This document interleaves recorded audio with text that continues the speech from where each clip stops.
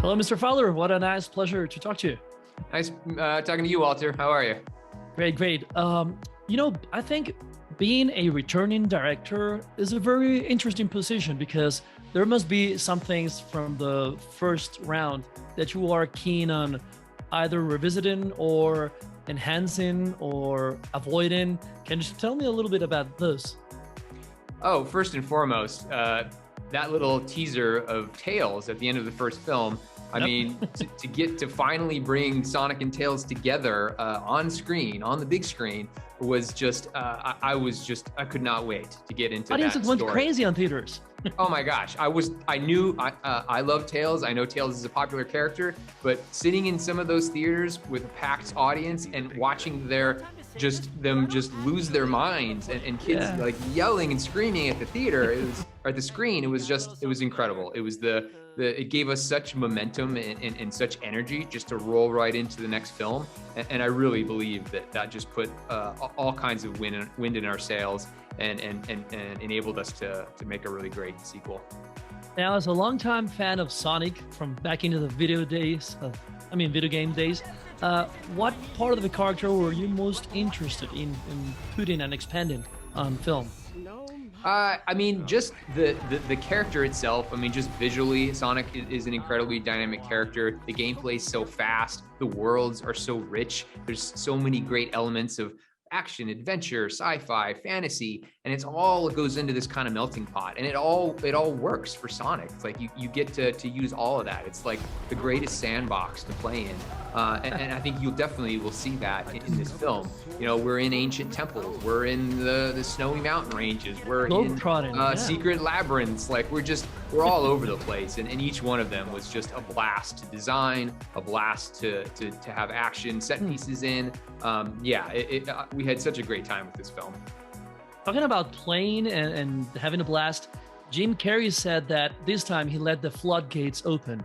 As a director, what can one do with such an input? You get out of his way. You roll a camera and get ready and try not to blow the take from laughter. Because no, we once again at the end of the first film tease Robotnik as sort of now more unhinged. He's in the remote reaches of space. He's got the bald head, the crazy mustache, and just knowing that there's so much more story to tell and more fun to have with that character. I mean, I could not wait to get back to work and to get back to set and just let Jim do his thing, because he knows this character inside and out. He loves playing it, and I think that just is so apparent when you watch the film. I mean, he's having a blast. All the actors are having a blast.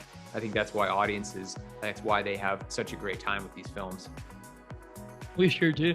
This time you have like five times the amount of action, energy, and everything. How do you achieve that without the movie losing heart, without it not being intimate anymore?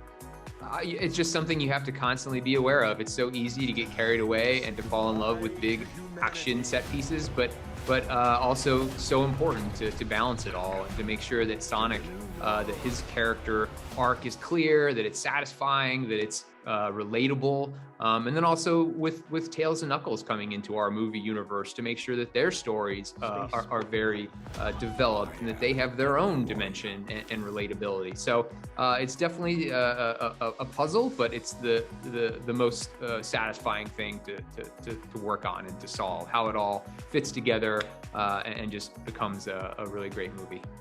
I heard someone talking about a Sonic verse. The sky's the limit with this kind of stories. Which would be your ideal scenario for this to move on forward? I mean, just that we continue to get to bring in characters. For 30 years, I mean, there's such a great library of characters, and every fan has their own list of who they want to see next.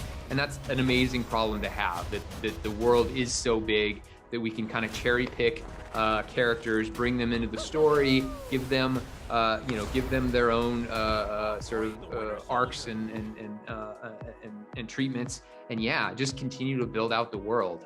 It was such an exciting opportunity to take what was the first Sonic film was much simpler. It was an origin story of Sonic and Robotnik, and now to get to start bringing in these other characters from other corners of the universe, it's fantastic. It's a great problem to have. Thank you very much for your time. Thank you. Nice meeting you.